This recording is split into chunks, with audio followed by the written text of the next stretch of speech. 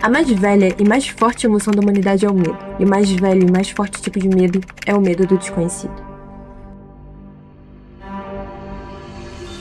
Em 15 de março de 1937, no quarto minúsculo em Providence, Rhode Island, um homem de 46 anos morreu sozinho, de câncer no intestino delgado e de desnutrição. E ele morreu convencido de que absolutamente ninguém ia se lembrar dele. E hoje, o monstro que ele inventou naquele mesmo quarto vale bilhões. Tem filme, livro, jogo e até religião. Depois de trazer pra vocês aqui a história do Edgar Allan Poe, a sequência dessa série não podia ser com ninguém mais, ninguém menos do que o seu descendente mais excepcional. Vocês conhecem H.P. Lovecraft?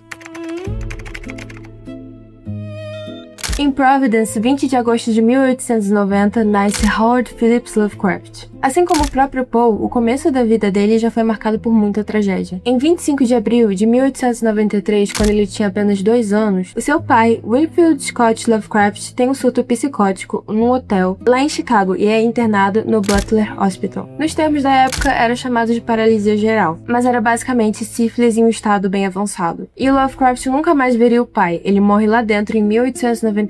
Ele e a mãe, Sarah Susan, vão morar com o avô materno, Whipple Van Bury Phillips, e aqui começa a contradição que basicamente contribuiu com a destruição do Lovecraft. Por um lado, ele teve uma infância muito confortável, o avô dele tinha bastante dinheiro e ele tinha uma biblioteca enorme no porão cheia de livros do século XVIII. E o Lovecraft aprende a ler bem cedo, lá por volta dos 3 anos de idade. E ele se apaixona tanto por aquela literatura que ele decide viver como um cavaleiro vitoriano. Roupa formal, linguagem arcaica e o puro cavalheirismo. Por volta dos seus 10 anos, ele se sentia até meio deprimido por não ter nascido em 1710. E, por outro lado, a gente tinha a sua relação com a sua mãe. Ela mimava muito seu filho, não deixava ele sair do seu campo de visão, mas ao mesmo tempo ela estava falando pra vizinha que seu filho não devia sair tanto de casa porque ele devia ficar desconfortável com seu rosto horrível. A verdade é que a autoestima dele nunca existiu e grande parte dessa culpa vem pra ela. Mas ele realmente não saía muito de casa e quando ele dormia era pior. Desde os 5 anos e meio ele tinha exatamente o mesmo pesadelo. Ele é arrastado pelo espaço por criaturas sem rosto, negras com chifre que espetam ele com tridente, enquanto ele vê paisagens que ele não consegue muito bem explicar, meio como se fosse um inferno. Ele deu um nome para essas criaturas de Nightgaunt. Eram basicamente criaturas inspiradas na ilustração do Gustave Doré. E ele só foi conseguir colocar essas criaturas num conto 30 anos depois, mas elas sempre estiveram lá com ele. Ele também amava astronomia e tinha um telescópio, e foi justamente olhando para as estrelas que ele teve a ideia que mudaria o terror. Se o universo é tão grande, então a gente não tem como ser especial. Não tem Deus e não tem um propósito. Nós somos como grãos de areia. Ele sempre foi ateu. Tem uma passagem na autobiografia dele que exemplifica muito bem isso. Minha primeira expressão cética foi antes dos 5 anos, quando me disseram que Papai Noel era um mito. Eu perguntei, por que Deus não seria igualmente um mito? Em 4 de março de 1904, o avô dele vem a falecer. E de uma hora para outra, toda aquela fortuna e conforto somem. Eles são expulsos daquela casa que o Lovecraft cresceu e são obrigados a se mudar para um duplex. E dizem que foi por aí, por volta dos 13 anos, que o Lovecraft começou a contemplar suicídio. Ele perdeu um canto que fazia ele se sentir muito seguro, que era a biblioteca do seu avô. E também ele não teve a chance de ler todos os livros que ele queria daquela coleção, então ele achava que não tinha mais sentido em continuar vivendo. Em 1908, no seu último ano escolar, ele teve um colapso nervoso. Ele abandona tudo, sem diploma e sem a chance de cursar uma universidade. Lembrando que como ele tinha toda aquela ideia vitoriana, ele tinha esse ideal na cabeça dele de fazer uma faculdade ou de repente servir ao exército. E por causa desse colapso que ele sofreu, ele não cumpriu nenhuma das duas coisas. E a partir disso, ele passa 5 anos completamente recluso. As pessoas mal viam ele passando na rua e foi nesse buraco que ele se viciou em revistas de literatura amadora e foi literalmente o que salvou ele naquele momento.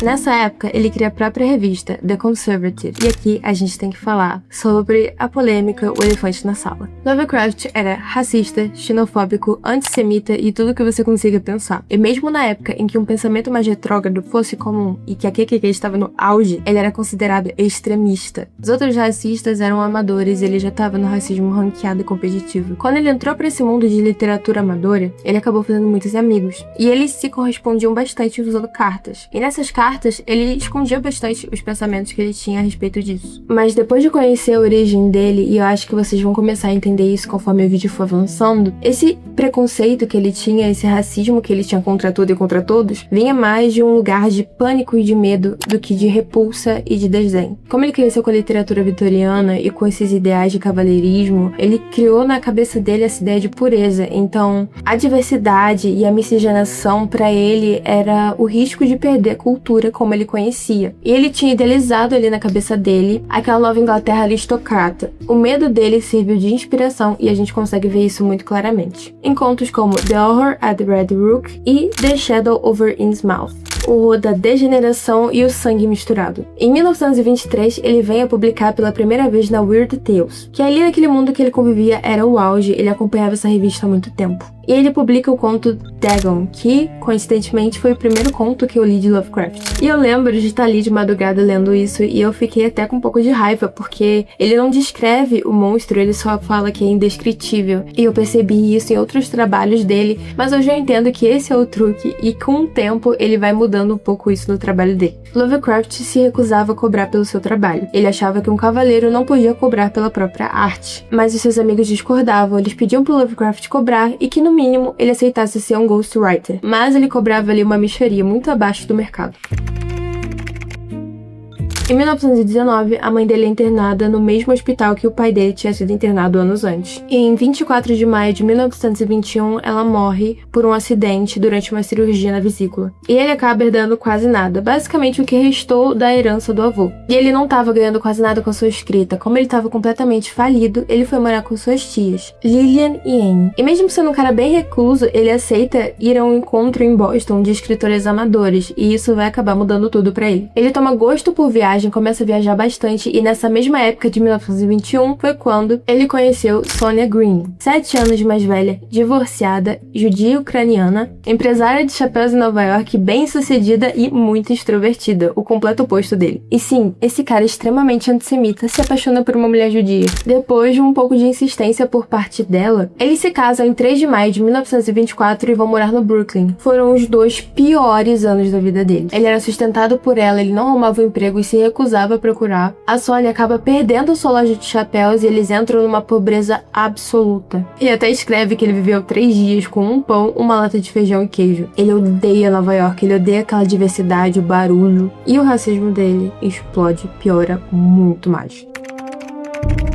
Em dezembro de 1924, a Sonia recebe uma oferta irrecusável para ser gerente de uma loja lá em Ohio. Paga bem, mas é muito longe. Ela aceita e o Lovecraft fica sozinho num cubículo em Red Hook. Ela manda pra ele uma mesada toda semana, eles tentam manter o relacionamento, mas o casamento vai cada vez mais definhando. Em abril de 1926, ele bota tudo que ele tem numa mala e volta pra Providence, lá pra casa das tias, e eles 2 nunca mais morariam juntos. O divórcio, de fato, só saía lá por 1929 e nunca foi finalizado legalmente. E aqui que é um dos momentos mais importantes pra ele. Imagina a cena, Lovecraft, 36 anos, falido, sem diploma, voltando pra casa de infância pra morar com as tias e se sentindo o maior fracassado do mundo. Ele abre a porta e desaba, só sabe chorar, e escreve para seus amigos: eu voltei para casa. E é nesse quarto, há 2 meses do verão de 1926, se sentindo um lixo, que ele escreve The Call of Cthulhu. Ele quase não mostrou o conto para ninguém, ele achava bem mediano. A Weird Tales, depois de publicar vários contos dele, até rejeitou de primeira. Só publicou em fevereiro de 1928, só porque um amigo, Donald Wandrey, eu acho que é assim que pronuncia, blefou pro editor dizendo que o Lovecraft ia mandar o conto pra concorrência. Ele publicou sem saber que tinha acabado de criar a mitologia mais influente do século. Aliás, uma curiosidade pra vocês. Como você fala Cthulhu? Provavelmente você falou errado. E eu também falei. Todo mundo erra, porque o próprio Lovecraft falou que a boca humana não é feita pra pronunciar isso. Ele mesmo pronunciava algo como Sulu, algo assim. Ele era recluso, frágil e com uma escrita arcaica que era muito deprimente pra época. Por isso ele não fez sucesso, mas no final da vida dele alguma coisa mudou. Providence começou a receber imigrantes e ele, talvez por cansaço, começou a ficar mais tolerante. Ele se arrependeu parcialmente sobre as coisas que ele disse, mas ele nunca abandonou completamente. Talvez por uma teimosia própria, ou talvez por não saber desvencilhar a própria personalidade dessas ideias que ele criou. Em 15 de março de 1937, ele morreu como viveu, comendo mal, pobre e desconhecido. Mas ele nunca soube que isso não é bem verdade. O trabalho dele encanta até hoje porque tirou da gente justamente o que até o próprio Poe deixava, que é a sensação de segurança da justiça divina. Nas histórias de Lovecraft, nós estamos sozinhos. E as forças mais antigas do universo não se importam. Elas não necessariamente nos odeiam, elas só não ligam que a gente existe. E nós somos obrigados a encarar a nossa própria insignificância. E as histórias dele seguem basicamente sempre a mesma receita que eu julgava, mas eu aprendi a gostar. Que é basicamente algum cientista fez uma descoberta, estudou muito além do que deveria, tá escrevendo em puro desespero e tá cedendo à loucura. Sinceramente, o universo dele é tão vasto que eu tive que selecionar muito bem o que eu trazer aqui pra vocês, mas dá pra fazer uns 4 vídeos dele. Os grandes antigos, os livros malditos, os lugares. Me diz nos comentários se você quer um vídeo só sobre a mitologia do Lovecraft. Eu sei que vocês vão terminar com a mesma sensação que eu tive. Nossa, um homem que tinha tanto potencial se deixar perder por motivos que não fazem sentido. Mas aí eu te pergunto, quantas vezes eu e você nós não fazemos exatamente a mesma coisa? Na cabeça dele, os motivos que ele tinha eram extremamente válidos. Quantos motivos a gente inventa pra não mostrar o nosso potencial por puro medo? Da próxima vez que você for extremamente crítico com você mesmo, lembra do Lovecraft. Se permita tentar, mesmo errando, é melhor do que não saber o que poderia ter acontecido. Espero que vocês tenham gostado do vídeo. Eu vou deixar aqui na descrição um documentário que eu recomendo caso você queira se aprofundar na história do Lovecraft. E caso, assim como eu, você goste de colecionar livros físicos, eu vou deixar também um link da Amazon com a minha recomendação pessoal, caso você queira ter aí na sua casa os contos do Lovecraft. Eu tenho as 2 edições da Dark Side na minha casa, elas são lindas demais. Mas eu tenho e sempre vai ter meu coração por causa de como eles tratam a literatura e as traduções. Se você gostou, lembre de curtir e se inscrever. E semana que vem a gente vai falar de um pintor tão polêmico que vocês nem imaginam o quanto. Salvador Dalí e o seu surrealismo. Até lá!